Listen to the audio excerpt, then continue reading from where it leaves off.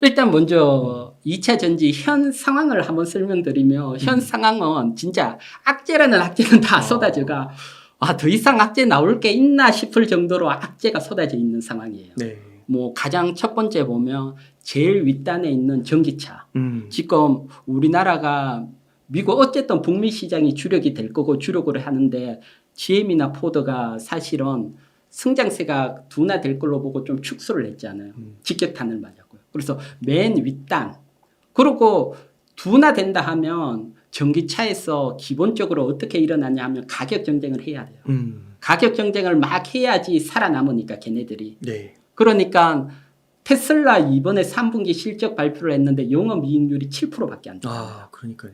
그렇게 되면 걔네들 가격 경쟁하려고 전기차 딱 봤더니 가장 비싼 게 배터리예요. 배터리에 넣어놓고 압력을 들어올 수밖에 없고요. 배터리 입장에서 딱 봤더니 양극재하고 소재예요. 너희들 가격 늘어라 압박이 들어올 수밖에 없어요. 일단 이게 둔화가 되기 시작을 했으니까. 그 영향이 일단 한번 충격을 왔고 그리고 실질적으로 지금 양극재 가격이 하락을 해요. 이게 올해 3분기 처음 하락을 해요. 그래서 하락했던 걸 잠깐 보게 되면 지금 보시면 양극재 요거는 뭐 LG화학 쪽에서 제공된 건데 보면 살짝 하락한 건 아니죠. 15% 정도 단가가 확 밀렸고 여기서 조금 더 밀렸어요. 지금. 대신 또 수출을 보면 늘었어요. 수출이. 네. 그래서 어쨌든 자동차는 늘어나니까 사실 성장이 준다는 게 자동차 대수가 주는 건 아니죠. 100대씩 늘어나던 게 60대, 70대 늘어나니까 파이는 커지고 있어요. 네. 그러니까 수출은 늘어났는데 양극재가 뭐 압박하고 여러 요인에 따라서 하락을 한 거죠. 그래서 여기에다가 양극재 만드는데 가장 대표적인 게 리튬. 리튬 가격 지금 하락을 하죠. 맞아요. 그러니까 이건 리튬 가격이 하락을 하면 재고 손실이 나잖아요. 사실. 리튬이 조금 비쌀 때 사와가 만들고 봤더니 리튬 가격이 하락하면 그만큼 손해니까. 그렇죠. 그래서 리튬 가격까지 하락을 해요. 다 악재가 그냥. 네. 다 악재예요. 네. 근데 내년에 뭐 호재인 상수는 하나 있잖아요. 내년에. 예, 상수는 하나 있어요. 호재인 상수. 무조건 이건 되는 거. 그건 공장을 지어놨으니까 이제 출하가 많아집니다. 네. 그러니까 일단 공장이 하나 확 짓고 이럴 때마다 주가는 반영을 하게 돼 있어요. 네. 그래서 일단 이 호재가 있고 지금은 최대 악재고 여기에서 또 지금은 악재가 아닌데 또 불안한 요인이 트럼프. 트럼프가 맞아요. 바이든보다 많이 나오더라고요. 네, 그래서 트럼프가 그 얘기를 했잖아요. 자기는 뭐 IRA 법안 폐지하겠다. 이런 얘기를 했는 게 사실 이성적으로 하면 폐지를 못 해요. 뭐 트럼프도 가장 뭐 아메리카 우선주의니까 사실. 맞아요. 그러니까 자기 나라 유리하는 게 폐기하지는 않는데 트럼프가 얘기하니까 제가 어떻게 될지 모르니까 맞아요. 시장이 불안한 거잖아요. 근데 뭐 요 얘기는 그냥 제 내피셜로 보면 원래 중간 선거를 했잖아요. 미국 중간 선거 때 보면 지금 민주당이 사실 좀 약했는데 이 IRA 법안 발표하면서 작년에 상원을 수성을 했어요. 이걸 모르지는 않을 거예요. 그러니까 선거 국면으로 가면 캠페인에 더 강하게 좋은 우리 쪽으로 보면 이런 미국 우선주의 이런 것들이 더 강하게 가고 중국을 더 때릴 수 있어요.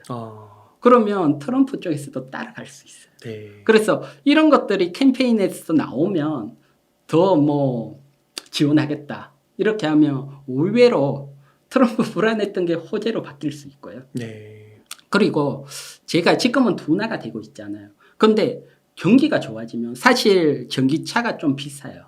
일반 내연기관보다는 조금 비싸잖아요. 비싸죠. 그러니까 이제 지원도 해주고 살았는데 경기가 둔화되고 불안 요소가 있을 때는 사실 조금이라도 아끼려고 하잖아요. 근데 앞에 봤지만 유동성이 나오고 미국이 경기 좋아지면 지금 예상했는 거하고 다르게 증가가 할 수 있죠. 그렇죠. 근데 이게 보통 증가가 될 때 가장 뭐 산업적으로 바뀌었을 때가 스마트폰이잖아요. 스마트폰 여러분들이 생각해 보면 스마트폰 나오기 전에 1위가 노키아 피처폰. 네. 인터넷 안 되는 1위가 노키아랐어요. 노키아가 진짜 시장 점유율인데 노키아가 보통 핸드폰 하나 사면 2년 쓰는데 스마트폰이 빨리 안 될 거다. 자기 따져보면 오래 걸릴 거다 했는데 어느 순간 확 바뀌었어. 바뀔 때는 정말 빨리 바뀌어요. 아. 이제 나도 스마트폰 쓰고 응달님도 스마트폰 쓴다. 옆에 사람은 맞네요. 뒤떨어지는 거예요. 그리고 전기차도 사실 지금은 좀 늦더라도 35년간에 바뀐다. 어느 순간 되면 확 올라가요. 그렇게 되면 지금 주도주가 움직일 수가 있죠. 네. 그래서 뭐 모든 악재가 나왔으니까 사실 여기서 더 빠지기보다는 움직일 수가 있는데 여기서 이제 어차피 가격 경쟁이 나오고 이러니까 사실 주가 빠진 거 실적 영향도 크니까 실적을 한번 볼게요. 네. 에코프로 BM. 예. 요거는 에코프로 BM 이제 3분기 실적을 제가 옆에 크게 요거 잠정 실적 나온 걸 적어 놨는 거고요. 그리고 영업이익률을 적어 놨어요. 보면 2002년 3분기 영업이익이 1,415억이에요. 근데 올해 3분기 459억이에요. 어휴, 네. 많이 빠졌죠. 네. 참고로 지금 보면 에코프로 BM 영업이익이 2021년 3분기 406억이에요. 아. 그러면 거꾸로 생각하면 406억에서 1,415억으로 확 늘어났으니까 사실 주가가 불을 뿜고 붙는데 이번에 확 줄었죠. 줄은 이유는 지금 작년 3분기 때 영업이익률을 보면 9.05% 9%예요. 네. 근데 지금 영업이익이 2.5%예요. 와, 엄청 그게 좋네. 이제 제가 앞에서 가격 말씀해 경쟁에 주신 따라 이유들. 그래서 이제 영업이익률은 사실 자동차가 증가하면 일단 마진 경쟁에서 지금 테슬라가 한 7%밖에 안 되잖아요. 더 여기서 더 하기는 쉽지 않아요. 네. 그래서 걔네들도 아니까 영업이익률이 여기서 더 내려가긴 어려워. 테슬라가 한 17% 이렇게 있다가 늘어오는 건 가능했지만 많이 눌린 데서 더 늘어가긴 힘드니까 뭐 거의 뭐 마지막 단계까지 왔다. 영업이익률 그렇구나. 보여지고요. 그다음 매출액은 지금 뭐 자동차가 결국은 늘어나고 있으니까 좀 둔화가 되고 있지만 결국은 커질 수밖에 없고요. 네. 공장이 지어지니까. 그러면 내년 3분기는 뭐 암만 못해도 지금보다는 좋아지지. 네. 근데 새로운 공장이 지어지고 그리고 경기가 좋아지고 자동차 전기차로 전환이 좀 빠르다 이러면 확 강하게 갈 수 있죠. 근데 이제 불안한 게 뭐가 불안하냐고 하면 양극재 가격이 계속 하락하면 주가가 어떻게 되냐. 네. 여기에 대해서 또 불안하잖아요. 네.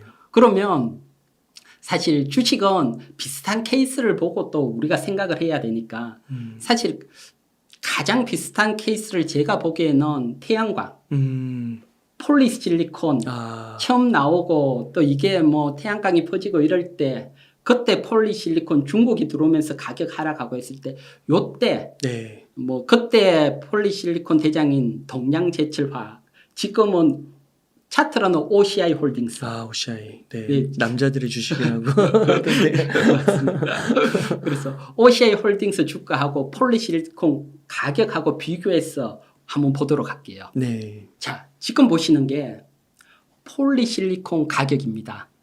지금 맨가에 2006년부터 보면 킬로그램당 2008년도에 250달러 갔어요. 킬로그램. 지금은 한 10몇 달러니까. 와. 2008년도에 피크를 찍어요. 네. 찍고 그다음 중국 애들이 이제 만들기 시작하면 중국이 들어오면 사실 모든 게 가격 경쟁이 안 되는 안 되니까 거죠. 모든 게 가격이 장난 아니잖아요. 네. 확 떨어졌잖아요. 그리고 어느 정도 또 뭐 중국이라고 해봐야 공장을 계속 지을 수는 없으니까 또 기간 동안 또 횡보를 해요. 그러면 주가적인 측면에서 보면 주가가 우리가 예상을 해보잖아요. 2008년도에 최고점을 형성을 하고 폴리실리콘 가격 떨어지면서 한번 하락을 하고 횡보했다가 또 하락을 하고 보통 이렇게 예상이 되잖아요. 네. 요때 OCI 홀딩스 주가를 한번 보도록 할게요. 주가입니다. 주가 보면 2008년도에 한번 확 상승을 했다가 훅 조정을 받고 한 1년간 옆으로 횡보를 해요. 네. 횡보했다가 폴리실리콘 가격은 떨어지고 횡보를 하는데 슈팅이 또 나와요. 아, 그래요? 이때 공장에서 이제 매출이 늘어나는 부분. 네. 그러니까 일단 제가 앞에 상수가 어쨌든 2차 전지 소재주들은 공장을 계속 지을 거니까 물량이 매출이 계속 늘어나는 그렇죠. 거네요. 그러면 저런 형태 가능하고 여기서 이제 경제가 좋아지고 전기차가 빨라지면 좀 더 움직일 수가 있죠. 그래서 일단은 한 파동 나오고 좀 횡보해 갈 수 있어요. 뭐 제가 바뀔 수 있다는 게 이게 하루아침에 바뀔 수 있는 건 아니니까. 그리고 또 주식 기술적으로 보면 앞에 매물들이 있으니까 네. 일단 횡보를 하면서 좀 줄이는 측면도 있고요. 그러면 현재 에코프로 BM 주가입니다. 월봉. 앞에 보여드렸던 것도 월봉이고요. 네. 그러면 현재 파동이 나오고 강하게 밀리면 20개월 이평선 부근에서 횡보를 해갈 확률이 높습니다. 네. 횡보를 해가다가 이제 뭐 기업 실적이 발표될 때 영업이익률이라든가 경과하며 올라갔다가 또 뭐 둔화라든가 악재가 나오면 밀렸다가 횡보를 하다가 어느 순간 이제 매출이 좀 확 증가하는 시점이 나올 거예요. 공장 돌아갈 예. 때. 그러면 그때 또 주가가 올라가는 거죠. 아. 여기에 이제 더 좋은 것들은 전기차 전환이 빨라진다 이러면 확 또 한번 치고 가는 거죠. 그래서 2차 전지 지금 소재주 가지신 분들은 조금 인내가 필요한 시간이다. 그래서 모든 악재가 지금 뭐 소나기가 막 쏟아지니까 사실 기다리면 옷은 말라요. 마르고 또 기회가 오니까 지금은 조금 인내를 가지고 20개월 이평선에서 혹 빠졌다 싶을 때 천천히 분할. 그러니까 뭐 오늘 사고 내일 사는 것보다는 뭐 조금 사고 한 2달 뒤에 조금 산다든가 해놓으면 그래서 앞쪽에 보면 한 뭐 1년인데 지금 전기차가 지금은 둔하지만 또 이게 늘 그렇더라고요. 리포트가 또 어느 순간 또 좋아진다 그러면 또 훅 움직이니까 네. 지금으로서는 기다리시면 움직일 수 있고 제가 보는 시각이니까 또 이런 예상 외에 워낙 또 핫한 업종이니까 리포트에 따라 또 어느 날 봤던 리튬 가격이 바닥을 잡고 또 올라갈 수도 있고. 유동성이 나오면 원자재도 건드니까요. 네. 그런 예, 그 혹시 대표님 그 OCI 주식이 한번 물량이 터지면서 가격은 인하됐지만 터지면서 올라갔다가 그다음에 많이 빠지잖아요. 좀 더 중장기적으로 봤을 때 2차 전지의 미래도 그렇게 될 거라고 보세요? 혹시? 이제 그거는 요걸 하나 설명을 드릴게요. 네. 우리가 가장 관점 있게 봐야 될 게 제가 여기 글자를 보게 되면 네. OCI가 2011년 10월 달에 사공장 착공이 들어가요. 네. 착공이 들어가는데 2012월 5월에 보류를 해요. 아. 이 얘기는 무슨 얘기냐 하면 나 중국한테 졌다. 그러니까 소재 산업도 어떻게 될지 모르는데 우리가 가장 조심해야 될 게 지금은 막 공장을 짓잖아요. 네. 얘네들이 짓다가 한 3년 뒤에 나 더 이상 안 짓는다.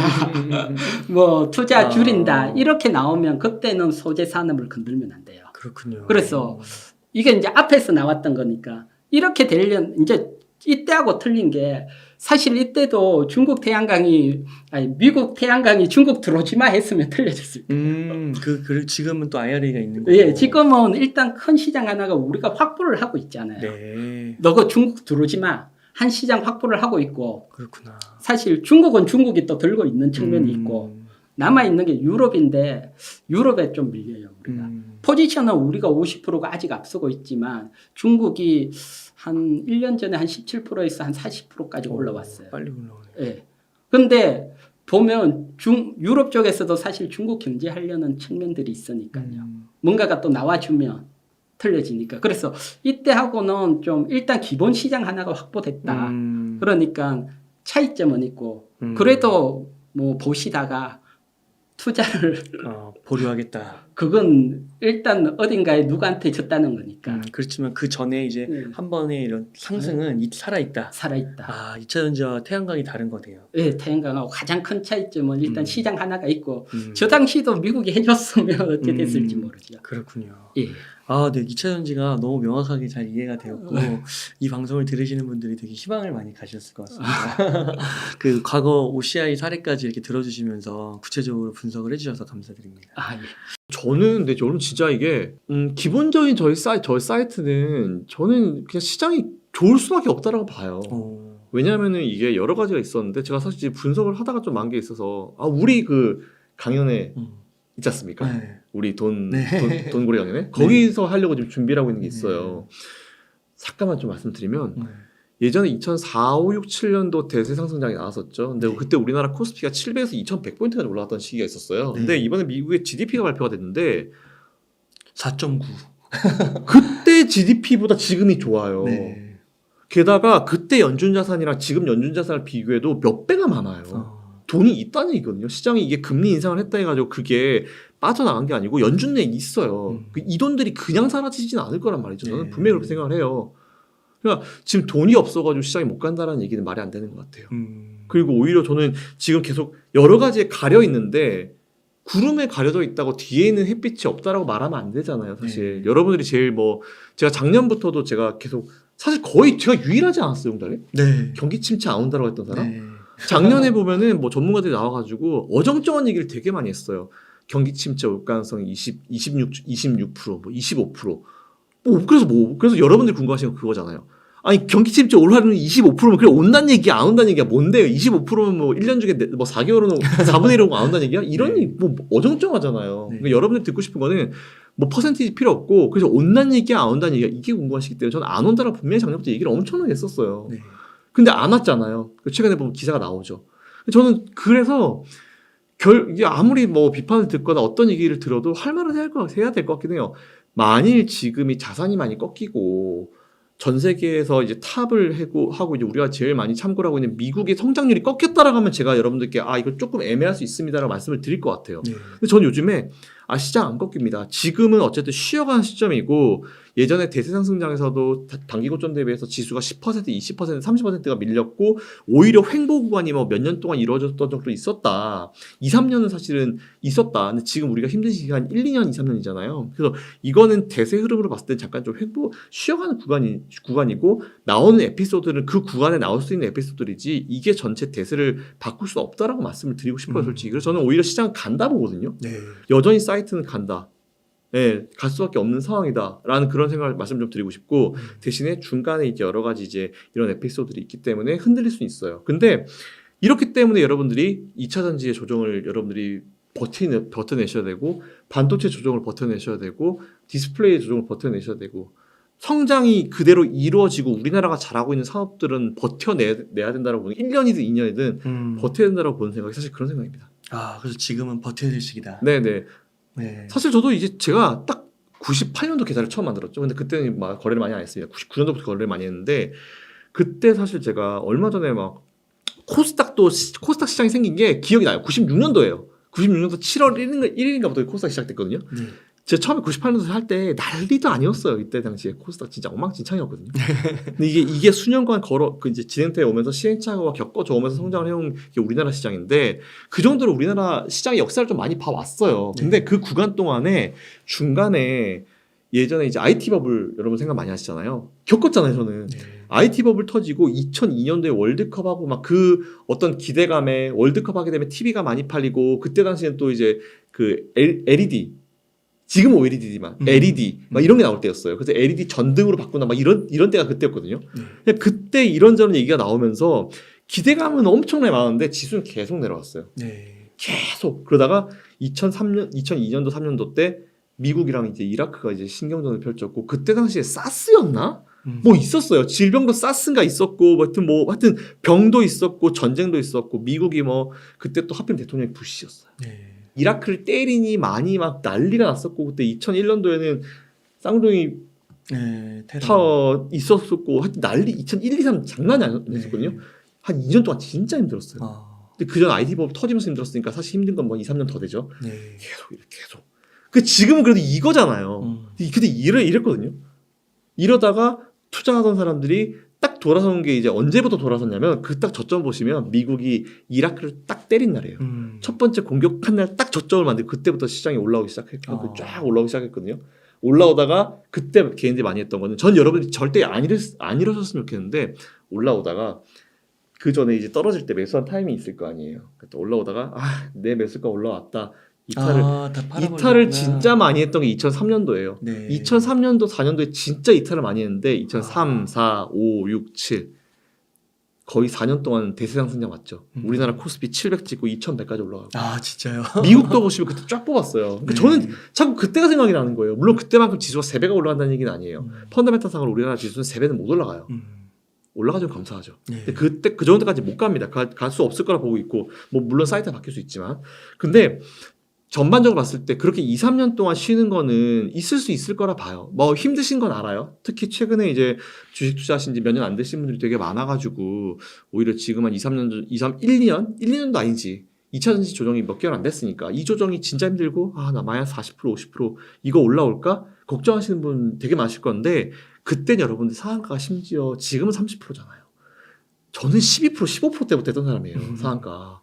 이게 달라요. 50% 커버될 때 지금은 한 이틀이면 커버되는데 그때는 15%씩 올라와도 한 일주일 올라와요. 그렇기 때문에 근데 그때도 사실 저는 버텨오면서 이제 투자를 해왔었거든요. 버티셨어요. 버텼죠. 저는.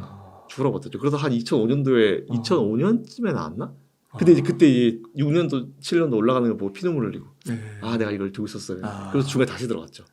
그랬던 게 사실 저였기 때문에 이런 경험이 있기 때문에 여러분들께 진짜 자신 있게 말씀을 드릴 수 있는 거예요. 뭐 과거의 데이터를 공부 수치로 한 것보다는 저 진짜 얻어맞으면서 배웠거든요. 근데 네. 지금이 이런 시장 자체가 우리가 투자를 물릴 시점이 아니에요. 지금은 진짜 힘들더라도 버텨야 되는 시점이라 생각해가지고 2차 전지든지 뭐 2차 전지 그렇게 사랑하셨는데 왜 마음이 바뀌셨습니까?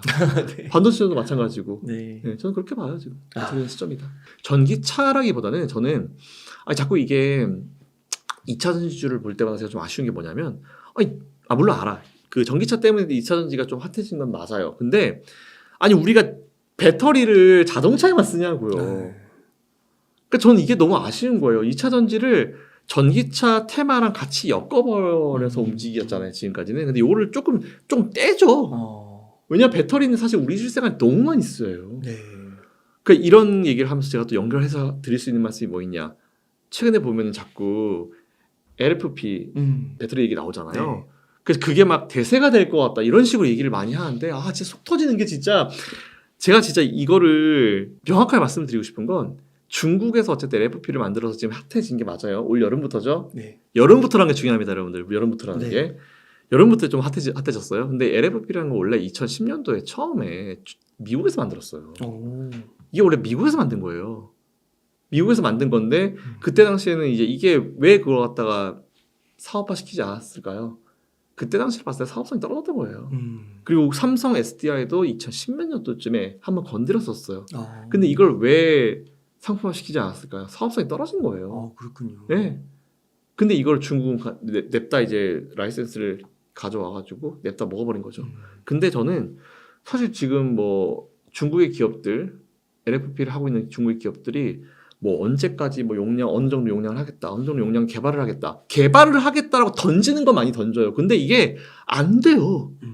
실제로 그렇게 개발했냐고. 뭐 사이트가 1, 2년씩 올해까지 하기로 했던 것도 내년으로 밀어버리고. 그리고 지금 제시하는 미래는 뭐 2026년, 27년인데 미래를 제시해놓고 사람들한테 희망을 확 줘놓고 기대감을 가지고 투자를 확 해놨는데 문제는 그때 가서 그게 만약 안 됐을 때 어떻게 할 거냐고. 근데 그 사이에 기대감을 가지고 관련 주가는 올라가 있겠죠. 네. 근데 그 피해 나중에 고스란히 개인 투자자한테 다 몰릴 거라 봐요 저는. 네.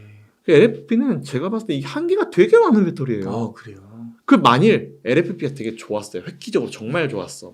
좋았으면 왜 우리 휴대폰은 아직까지 LFP가 아닐까요? 네. 이런 생각을 한번 해봐요. 그죠? 네. 좋았으면 LFP가 2010년도에 나왔는데 10몇 년 전에 나왔던 배터리인데 그 저는 자꾸 LFP랑 3원계를 하면서 3원계 시대 끝났다. 뭐 LFP가 대세다. 뭐 이런 식으로 하는데 무슨 소리가 싶어요 사실은.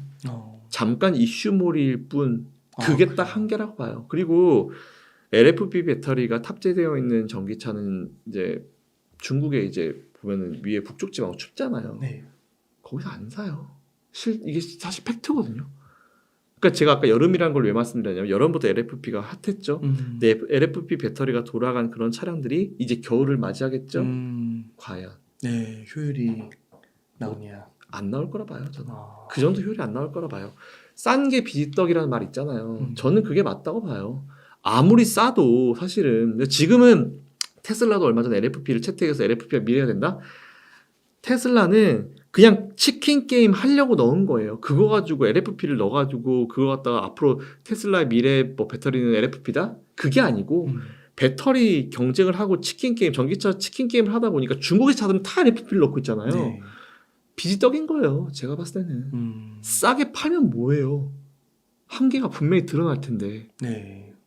그러니까 저는 그게 한계라 봐요. 그래서 테슬라가 LFP를 넣었다고 그게 뭐 미래처럼 얘기하는데 아니에요. 그냥 테슬라는 그냥 중국에 팔기 위해서 치킨 게임 용도로 하는 거지. 제가 봤을 때 LFP를 전체 채택할 날이 올 거라 생각은 안 합니다. 최근 리튬 가격이 하락해가지고 뭐 2차 전지주들 뭐 위험하다 그러는데 투자할 때 그걸 몰랐나요? 이미 수개월 리튬은 이게 그 희귀 자원이 아니잖아요. 전 세계에 되게 많은 자원이에요. 네.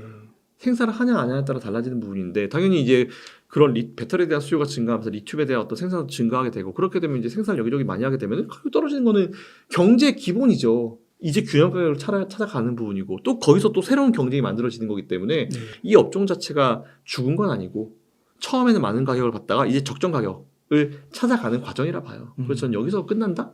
아니요, 그렇게 보진 않아요. 그러면 지금은 약간 저가 매수 기회인가요? 네, 저는 그렇게 봐요. 근데 대신에 이제 2차전 이게 원래 예전 반도체도 그랬어요. 어떤 한 업종 새로운 이제 미래를 책임질 수 있을 만한 그런 업종이 나오잖아요. 그러면은 단기간 내에는 너나 할 것 없이 다 들러붙어요. 네. 막 사기 치고 막 정말 등 쳐먹고 막 갑자기 뭐 말도 안 되는 회사가 우리 사업 추가합니다. 이래가지고 2차전지 추가하고 그런 회사 되게 많거든요. 최근에. 그랬잖아요. 최근에도 그랬잖아요. 그런 거 사면 안 됩니다, 여러분들. 최소한 2차전지 기업이라고 하면은 2차전지 관련 매출이 절반 이상은 찍혀야 돼요. 재무제표에. 그래야지 2차전지 관련주를 그래도 어느 정도 불러줄 만하죠. 그러니까 지금은 찐 수혜주와 그런 어떤 급조된 수혜주가 갈리는 시점이라고 봐요. 그러면서 버블이 좀 꺼지죠. 근데 이제 이게 버블이 꺼진 시점이 뭐 버블이 사라져서 끝난다 이게 아니고 제가 봤을 때는 그냥 쉬어가는 과정이라고 봐요. 제가 보통 휴가 가는 거랑 많이 비유를 하는데 우리가 하반기에 더 열심히 일을 하기 위해서 여름 휴가를 가잖아요. 내년 상반기에 더 하려고 겨울 휴가를 가잖아요. 네. 그거로 봐요. 처음 맞는 휴가죠. 사실은 이렇게 제대로 처음 맞는 휴가죠. 와. 그래서 저는 더 달려가기 위한. 쉬어야죠.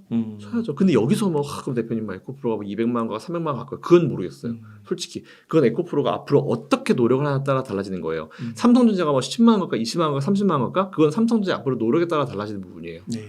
그렇기 때문에 항상 체크해야 되는 거는 2차 전지주 뭐 반도체주 버릴 시점 아니다. 하지만 그 회사가 지금 열심히 생산만 해서 지금 당장 파는 거에만 집중을 하고 있는지 아니면 더 다음 넥스트 스텝 더 미래를 위해서 투자를 하고 R&D 비용을 넣고 막 개발을 하고 있는지 그걸 체크해야 됩니다. 그런 2차 전지의 찐 수혜주나 대장주 네. 그 양극재 쪽에서 에코프로 BM이랑 포스코 퓨처엠도 반토막 이상 났잖아요. 네. 그런 양극재는 어떻게 보세요? 땡큐죠. 그 어떻게 양극재 사실 보면은 이게 자꾸 이게 또 하여튼 이렇게 LFP 이쪽으로 엮고 막 어쨌든 3만 개를 지금 뭐 완전 역적까지는 아니고 완전 이상하게 만들고 있잖아요. 근데 이게 몇 달 사이에 달라진 건 없어요. 달라진 게 뭐였냐면 LFP가 좀 튀고 올라왔다는 거. 네. 그리고 지금 자꾸 싸게 가다 보니까 그런 이슈가 있는 건데 달라진 건 없거든요. 네. 걔네들은 달라진 게 없고 여전히 사업을 잘하고 있는데 왜 달라진 게 뭐가 있을까? 여러분의 마음이죠. 네. 여러분의 마음이 좀 달라졌을 뿐. 네, 시장이 안 좋으니까 그러다 보니까 그런 것일 뿐이지 달라진 건 없다고 봐요. 그래서 포스코 퓨처엠, 뭐 포스코 홀딩스 이런 관련 기업들, 양극재 관련 기업들 가져가야죠. 잘하잖아요. 이게 못하면 모르겠지만 잘하잖아요. 네.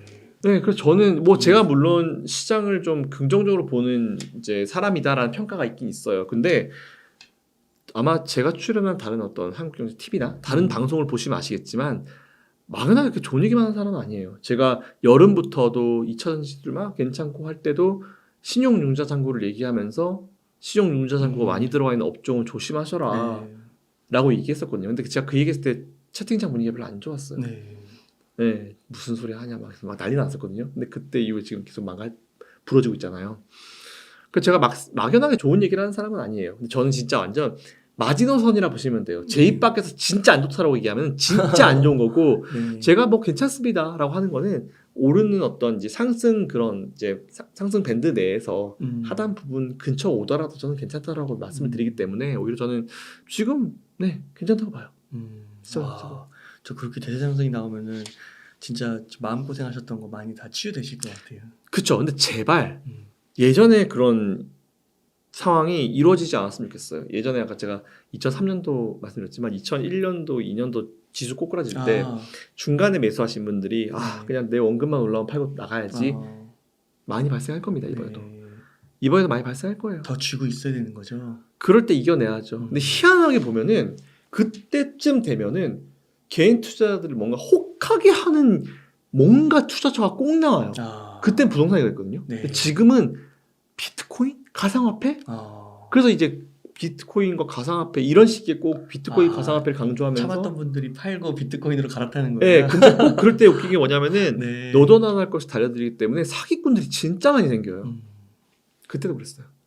그때도 부동산 관련 사기가 되게 많았거든요. 그렇군요. 그러니까 이번에도 오히려 가상화폐 쪽으로 사기 쳐먹는 정말 진짜 나쁜 인간들 많잖아요. 그런 인간들이 또 나올 수 있을 거라 봐요. 근데 오히려 저는 비트코인도 괜찮다고 보긴 봅니다. 네. 근데 뭐 비중을 맞춰서 주식 비중은 절대 낮추시면 안 된다. 안 된다. 그런 생각 가지고 있습니다. 그렇군요. 그럼 미국 주식 좀 여쭤볼게요. 네네네. 그 미국 주식도 테슬라, 엔비디아 네. 가장 많은 관심을 갖고 있는 두 종목인데 네. 어떻게 보세요? 가야죠. 지금 많이 떨어졌어요. 테슬라는 200도 깨진 것 같고. 네, 땡큐 해야죠 지금. 땡큐예요. 네, 저는 M7 그냥 이렇게만 말씀드릴게요. 제가 오늘 날짜 제가 이따가 뭐 제 SNS 어딘지 한번 이런 박제 한번 해볼까요? M7 있죠. 매그니피티 예. 탑 7. 걔네들은 지금 사실 뭘 사도 한 1년 정도 후에? 6개월 1년 후엔 손실 난 기업은 없을 것 같아요. 그래요? 네. 되게 자신하시는 이유가 혹시 있으실까요? 일단 기본적으로 그 기업들이 미국의 S&P나 뭐 다우존스 이제 차지하는 비중이 크긴 크죠. 근데 미국이 꺾이지가 않았잖아요. 아까도 말씀드렸지만 이런 미국의 어떤 GDP라든지 이런 부분들이 아니 저는 이거 놀란 게 미국의 대세 상승장 때보다 우리나라 대세 상승장 나왔던 2003, 4, 5, 6, 7 미국도 그때 쫙 올라왔거든요. 그때보다 지금의 GDP가 높아요. 그 계산이 그냥 나온 계산은 아닐 거거든요. 그래서 오히려 저는 경기가 괜찮고 그리고 지금 뭐 어떤 사람들은 그렇게 얘기합니다. 야 지금 이게 이자율이 이렇게 높은데 경기가 제대로 돌아가겠냐? 여러분이 진짜 뭔가 놓치고 계시는 게 있는데 그 높은 이자율 포인트가 중요한 게 아니에요. 지금 시장이 그 높은 포인트에 적응을 했는지 안 했는지가 중요한 건데 그런 식으로 따졌으면 작년에 막 계속 연준 기준금리 올릴 때 막 6% 계속 올라갔잖아요. 그럼 그때 이미 경제는 죽었어야 돼요. 안 죽었잖아요. 침체 안 왔잖아요. 지금도 안 왔잖아요. 그래서 저는 오히려 그런 걸 놓치면 안 된다 봐요. 높은 퍼센티지, 높은 인플레이션? 제가 인플레이션이 높지만 경기 침체가 오지 않을 거다라고 제가 작년부터 강조를 드렸던 그러면서 이제 증거로 제시해드렸던 것 중에 하나가 소비를 말씀을 드렸어요.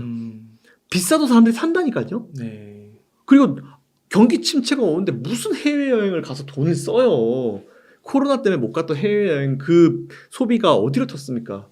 백화점으로 튀었잖아요. 네. 백화점 매출 치고 올라갔잖아요. 그러면서 이제 전 세계적으로 뭐 LVMH 그룹 같은 기업들이 주가가 확 올라갔었죠. 근데 그 LVMH 같은 기업들의 주가는 그 주가가 다시 오지 않을 가능성이 커요. 왜냐하면 그때 코로나 바를 받았기 때문에 올라간 거고 여행 갈 수요가 글로 다 몰렸기 때문에 올라버린 거고 이제 여행을 갈 수 있으니까 오히려 여행과 관련되어 있는 예전으로 치면 이 얘기 진짜 오랜만에 한다. 언택트. 요즘에 안 쓰는 이쪽 라인으로 관심을 가져야죠. 그러다 보니까 오히려 전반적인 경제 상황 자체가 괜찮다는 거죠. 그러니까 당연히 미국도 지금 버티고 있고. 그러니까 이게 지금 시장에 생각하는 거는 이제 그런 것 같아요. 저도 그렇지만 이 높은 현재 지금 금리 수준이 몇 %까지 유지가 될까? 얼마나 기간 동안 유지가 될까? 근데 제가 요즘에 분석하면서 느끼는 거는 사람들은 시장은 계속 금리 인하를 바래요. 근데 금리 인하라는 게 지난번에 말씀드렸지만 금리 인하를 하고 나면 몇 개월 후에 경기 침체가 옵니다. 그러니까 중앙은행은 금리 인하를 왜 하냐면은 침체가 오기 전에 미리 준비를 해요. 항상. 그래서 이제 돈을 풀어놓고 이제 하는 상황인데 저는 침체 안 온다 보거든요. 올해는 모레는 안 온 거고 내년? 글쎄요. 아직 모르겠어요. 내년 일단 상반기까지 분석은 끝나가지고 내년 상반기까지 침체 온다고? 글쎄? 네. 온다고? 그 얘기는 내년 상반기까지 금리 인하는 없다라고 보는 생각이 있고 잘하면 내년도 금리 인하 안 할 수도 있겠다는 생각이 좀 들긴 들어요. 네. 그럼 지금 수준이 꽤나 오랜 기간 동안 유지가 된다는 얘기겠죠? 근데 그거에 시장이 저는 이미 80% 이상은 적응했다고 봐요. 소비가 잘 나오잖아요. 그렇군요. 네, 그런 상황이 이어지고 그런 상황이 이어지다가 나중에 시장이 진짜 원하는 대로 좀 금리 인하로 가게 되면 또 그거로 인해서 또 그게 또 긍정적인 효과로 나오면 시장이 또 올라갈 수 있고 근데 그 과도기적 구간에 시장이 좀 크게 쉬겠죠. 네.